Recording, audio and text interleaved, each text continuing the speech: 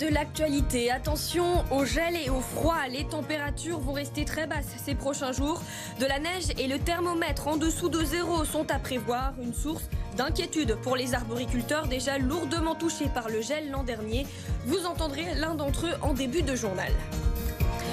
Le bras de fer continue entre la ville de Lyon et les agents de la police municipale. L'accord signé avec 2 syndicats pour améliorer les conditions de travail n'a pas convaincu l'intersyndicale. La grève tous les dimanches d'avril est maintenue. Être bègue et parler en public, un exercice difficile et un défi que vont relever aujourd'hui les 6 finalistes de l'éloquence du bégaiement. Un concours pour mieux accepter et dépasser son handicap. Nous les avons suivis pour les derniers préparatifs.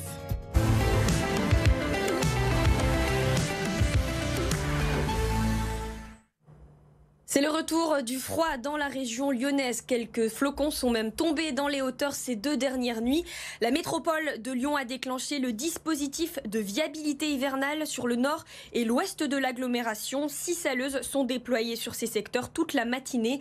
Des températures très froides en dessous de zéro qui inquiètent les arboriculteurs de la région, déjà lourdement impactés par le gel l'année dernière. Écoutez ce producteur de fruits d'Irigny, il se prépare à des nuits difficiles. On peut se battre jusqu'à -4, globalement. Là, en ce moment, au stade où en sont les abricots, à -1 degré, c'est déjà critique. Voilà. Donc, mais on sait que jusqu'à -4, on peut essayer de se battre contre le froid. Au-delà de -4, l'expérience fait qu'on sait que ça ne sert pas à grand-chose. L'année dernière, c'était catastrophique. On a eu -8 et on a eu 0 récolte. Sur le champ que vous voyez ici, on n'a pas ramassé un seul abricot. Il y a 6000 m² d'abricots. Et cette parcelle, ça fait... L'année dernière, c'était catastrophique, mais les autres années, on a aussi eu des gels moins forts, mais problématiques. Et sur cette parcelle, ça fait 4 ans qu'il n'y a pas eu un abricot. Après plus d'1 mois de négociations, la ville de Lyon a annoncé être parvenue à un accord avec 2 syndicats de policiers, CGT et UNSA, pour améliorer les conditions de travail. Mais les négociations n'ont pas convaincu l'intersyndicale. La grève perlée tous les dimanches du mois d'avril est maintenue. Les explications avec Lola Colomba. La fin d'un long bras de fer. C'est ce qu'espérait obtenir la ville de Lyon en signant jeudi un accord avec la CGT et l'UNSA pour améliorer les conditions de travail des policiers municipaux. L'idée, c'était surtout de mieux considérer ce métier, de pouvoir le revaloriser. En fait, on était à la recherche d'attractivité autour du métier de policière ou de policier municipal. Une forte avancée de manière d'abord à fidéliser nos agents en poste à la ville de Lyon et puis à être plus attractif de manière à faire venir des policières et des policiers municipaux à Lyon. Dans un communiqué, la ville appuie sur l'assouplissement des dimanches travaillés, l'amélioration des équipements ainsi que du déroulé de carrière. Mais pour les 2 autres syndicats de la police municipale, Force ouvrière et la CFTC, ces mesures ne sont pas suffisantes. Le porte-parole de l'intersyndicale estime même que les tractations ont été faites en catimini. On a une colère d'une ampleur incroyable. Là, il y a des gens qui vont partir au lendemain de cette révélation. Il y en a d'autres qui vont se mettre à chercher. Et l'attractivité, elle n'y est pas. Elle n'y est absolument pas. Maintenant, il y a des gens qui ont voulu signer des accords et sortir par la petite porte. C'est pas nos méthodes. On ne cautionne pas. Le syndicat Force ouvrière souhaite désormais rencontrer le maire en personne et annonce des préavis de grève chaque dimanche d'avril. En justice, nouveau report du procès des 2 policiers de la BAC accusés d'avoir frappé Arthur Nassiri lors d'une manifestation en décembre 2019 à Lyon. Raison invoquée de ce report, la Cour avait prévu de juger dans la même salle le même jour 2 affaires différentes.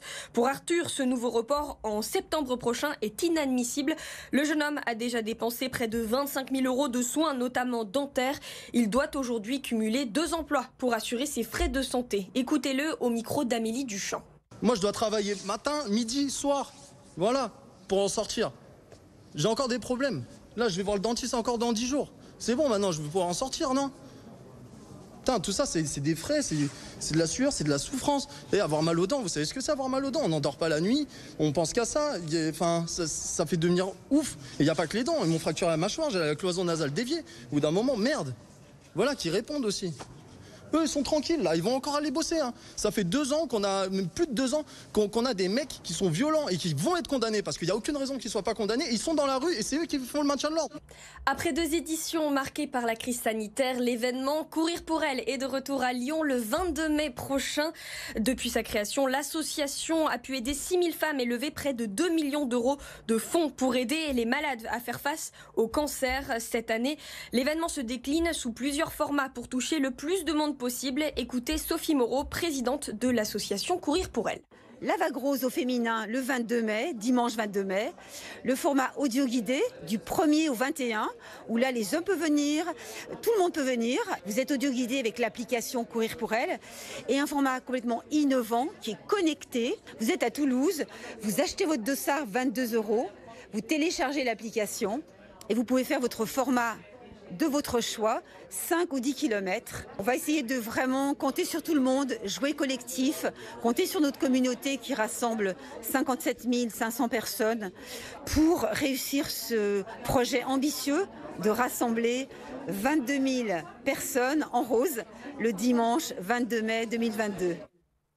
Un concours d'éloquence réservé aux personnes qui bégayent. Ce samedi à Écully, 6 candidats vont s'affronter dans la grande finale et tenter de devenir le meilleur orateur bègue. Une expérience humaine de dépassement du handicap et d'acceptation de soi. Louis Léger a suivi pour nous les derniers préparatifs avant la finale. Être éloquent malgré le bégaiement. Une parole, elle pardonne. Même pas drôle, elle étonne. Pour ces jeunes victimes de ce handicap, c'est une revanche sur la vie, comme pour Félix qui a découvert sa maladie il y a 2 ans. Pour moi, il faut que j'y aille pour ce défi-là, c'est un challenge quoi. Et envie finalement d'être éloquent, qu'est-ce que c'est l'éloquence ? Ça m'a inspiré plein de choses et des choses un peu grandioses. Je me suis dit pourquoi pas tenter ça et c'est le moment de le faire. Encadrés par des étudiants en orthophonie, ils apprennent à gérer leur stress et leur diction. Ici, l'ambition n'est pas de viser la perfection, mais d'apprendre à vivre avec ses difficultés. Alors il y a deux grandes méthodes un petit peu dans la rééducation du bégaiement. On a plutôt ce qui est façonnement de l'affluence. Donc là, on va agir sur le débit, sur le rythme de la parole, essayer de réduire la lutte contre ce bégaiement, toutes ces peurs, tout ce qui peut toucher aussi la personne. Des outils qui leur servent dans leur quotidien. À l'origine de l'initiative, Mouna Bizir, qui souffre de bégaiement. Pour lui, il s'agit de visibiliser et de normaliser cette maladie. Le bégaiement, c'est aussi ce qui fait ma richesse. J'ai une anecdote. Je suis arrivé 30 minutes en retard à un entretien pour une grosse banque à Londres. J'ai énormément bégayé, j'ai montré mon authenticité. 5 minutes après, l'ARH m'appelle et m'a dit « Est-ce que tu es dispo pour le dernier entretien maintenant ?» C'était incroyable. Ils seront 6 à boxer avec les mots devant plus de 500 personnes. En rugby, le Loup affronte Toulon en top 14 cet après-midi. Après la défaite face à Toulouse, les Lyonnais doivent gagner pour espérer se qualifier pour les phases finales. Les précisions avec Ilia Grandjean. 3 défaites sur les 4 derniers matchs. Résultat, le Loup recule à la 6e place avant cette journée. La dernière qualificative pour les phases finales. Face à Clermont et Toulouse, les 2 dernières sorties, les Lyonnais ont à chaque fois encaissé un essai dans les 10 dernières minutes.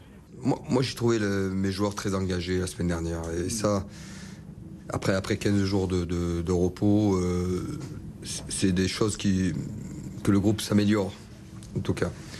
Maintenant, on n'a pas réussi, mais il faut croire en nous. Il faut croire dans ces 10 dernières minutes. On en a parlé avec les joueurs. On va réaliser des choses qui vont peut-être nous permettre de nous aider. Je l'ai dit après le match, c'est à moi à trouver les solutions. Et avec les joueurs, et on a réfléchi avec le staff aussi à trouver des options pour être plus performant dans ces 10 dernières minutes. Le Loup garde son destin en main, même s'il affronte encore Montpellier, l'UBB et La Rochelle en cette fin de saison. Face aux Lyonnais, cette fois Toulon, qui reste sur 2 victoires consécutives et a un dernier espoir de phase finale. Chaque match va être très important, déterminant. Et ouais, encore plus, je pense, celui-là. Eux, voilà, ils jouent un peu leur dernière chance, leur dernière carte chez nous. Donc voilà, ça on le sait. Après, on est préparé à ça. On peut même le dire qu'on rentre dès demain en phase finale, quoi. Un match particulier pour un homme, le manager lyonnais Pierre Mignoni, qui rejoindra Toulon la saison prochaine. Autre rencontre à suivre ce week-end en football. L'OL reçoit Angers en Ligue 1 dimanche. Une rencontre sans Maxence Cacré, blessé au genou. Il a été opéré hier, mais sera absent du terrain pour 1 mois. Une absence qui pourrait bien se faire sentir dans l'effectif lyonnais. Écoutez l'entraîneur Peter Bosz. Il était au micro d'Édouard G. Il n'y a pas une deuxième Maxence, donc il ne faut pas chercher non plus dans l'effectif. Et le joueur qui va jouer là-bas, il a son propre qualité. Il faut s'adapter là-dessus. Donc, bien sûr, ça va changer quelque chose. Mais c'est normal, parce qu'il n'y a pas une deuxième Maxence.